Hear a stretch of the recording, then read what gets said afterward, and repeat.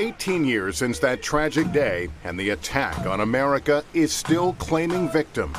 Could you imagine back in 2001 as you were at that pile thinking that we'd still be losing people because of 9/11?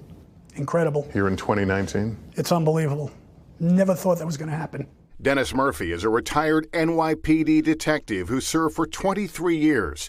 He spent months after September 11th identifying and cataloging the remains of victims at Ground Zero. 2 years ago, he was diagnosed with cancer that has now spread to 8 parts of his body.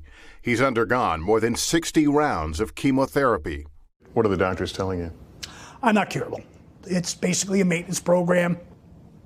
I'm living on borrowed time. The September 11th Victim Compensation Fund was created to help support the heroes and families of the fallen. But after multiple extensions, it found itself running out of money, dependent on Congress to step in before it could no longer accept claims. It was a political battle and literally a life's mission for former NYPD detective Luis Alvarez. You made me come down here the day before my 69th round of chemo. He died of 9/11 related cancer just weeks before the bill to extend funding was passed. We promised him we would see this thing through for him. We were with Luis Alvarez's brother Phil this week when he visited the 9/11 memorial for the first time.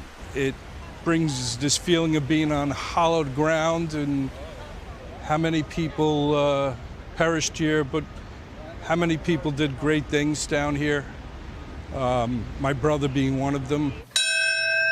Just last week, a solemn ceremony to remember 22 additional New York City firefighters who recently died from 9/11 related illnesses, something the department's chief says happens all too often.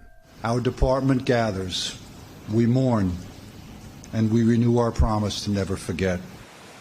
To never forget the 3,000 people who died on that day, but also those we continue to lose, first responders who have risked it all out of duty and honor. God forbid it happen again. I would be down there in a heartbeat knowing what I know, but I wouldn't want to have anybody else go through what any of us did.